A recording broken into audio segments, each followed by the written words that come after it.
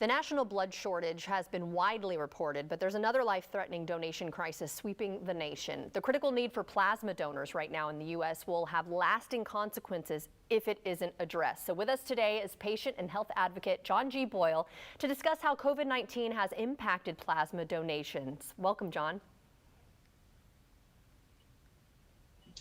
Thanks so much. Thanks for having me. So how has COVID-19 impacted the plasma donations around the country? Well, unfortunately, it's created a shortage because of the fact that people's lives have been disrupted, and the people who are regular donors or even sporadic donors aren't going into the 900 or so plasma centers that are around the country. So that has a ripple effect in terms of the amount of plasma that is available. Will eventually impact people whose lives rely on plasma, like me and about 100,000 others around the country. Yeah, tell us a little bit about your story and how you got involved in advocating for plasma-derived therapies.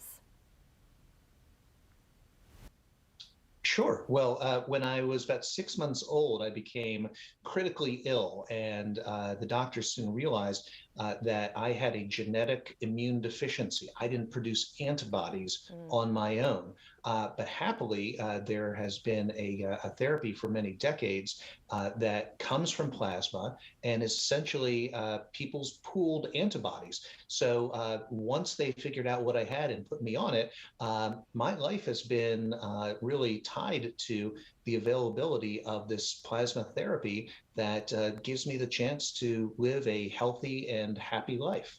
So And as a result of that, I've become very vocal in support of, the need for plasma donations and people who rely on plasma. Is this something ongoing for you, though? I mean, do you have to keep getting this done or infused, I guess?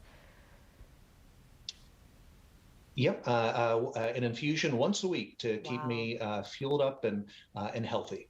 All right, so we definitely need to donate because people need this continually throughout your life. That's so interesting. I actually didn't know that. So what does the donation process look like?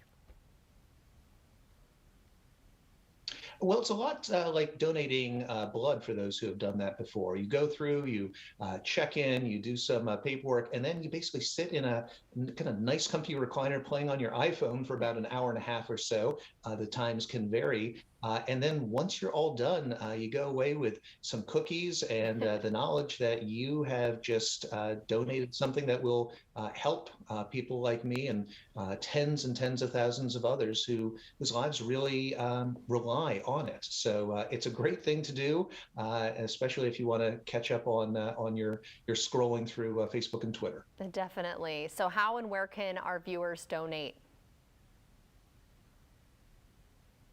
Well, there's about 900 of these plasma centers around the country, and they are, you can find them at donatingplasma.org. It's a website which has got a great map for finding them. And if you don't have a plasma center near you, then please just check it out and then encourage friends and family to see if there is one there. Because while people like me know that we need plasma, there's always more people being diagnosed and people like burn victims who really do need the medicines that are derived from plasma. So everyone can benefit if everyone helps out. Of course. Well, I'm so glad that you're doing well from 6 months old to, I'm not going to guess your age, but I'm glad you've been able to get the therapy that you needed, the plasma therapy. So thanks for joining us today and giving us that information. Well, thanks for having me. Of course. If you'd like to see this segment again or get more information, go to firstcoastliving.net.